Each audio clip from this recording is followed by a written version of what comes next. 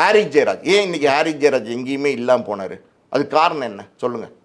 இல்லை ஹாரிஸ் ஜெயராஜ் இன்னைக்கு வந்து இல்லாமல் போனது காரணம் என்னென்னா, அவரும் இதே தான் பாடல்கள் போட்டு கொடுக்கறதுக்கு ரொம்ப நேரம் டைம் எடுக்க ஆரம்பித்தார். நல்ல பாடல்களை வந்து போட்டு கொடுத்துட்டு இருந்தார். ஆனால் பார்த்தீங்கன்னா ரொம்ப நேரம் டைம் எடுக்க ஆரம்பித்தார். ஒரு படம் ரிலீஸ்க்கு வெயிட்டிங் இருந்துச்சுன்னா அந்த படத்துக்கு உடனே பாட்டு போட்டு கொடுக்காம மாதக்கணக்கில் வந்து அதோடைய ரீ ரெக்கார்டிங்லாம் பண்ணி கொடுக்க ஆரம்பித்தோன்னே அவரை தேடி போன இயக்குநர்கள்லாம் என்ன பண்ண ஆரம்பிச்சிட்டாங்க, இதனடா பெரிய தொந்தரவாக போச்சுன்னு விலக ஆரம்பிச்சிட்டாங்க. ஸோ அப்படி விலகிற காலகட்டங்களில் அனிருத்துன்னு ஒரு மியூசிக் டைரக்டர் வரார். அனிருத் மியூசிக் டைரக்டர் வரார் அப்படின்னா அனிருத் இவ்வளோ தூரம் பாப்புலர் ஆனது காரணம் இன்னொரு விஷயம் இருக்குது. அது என்ன அப்படின்னா, இப்போ ரஜினிகாந்தனுடைய ஃபேமிலி, அவங்க ஃபேமிலிக்குள்ளேயே வளர்ந்த ஒரு பையன் தான் அனிருத். இப்போ லதா ரஜினிகாந்த் இருக்காங்க இல்லையா, அவங்களோட தம்பி பையன் தான் அனிருத். ஓகேவா?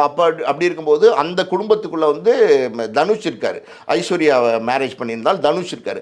தனுஷ் வந்து அனிருத்தை வந்து இன்ட்ரடியூஸ் பண்ணுறாரு. 3ங்கிற படத்தில் இன்ட்ரடியூஸ் பண்ணுறாரு. அவர் ஒரு பாட்டு போடுறாரு, வைதிஸ் கொலவரின்னு ஒரு பாட்டு போடுறாரு.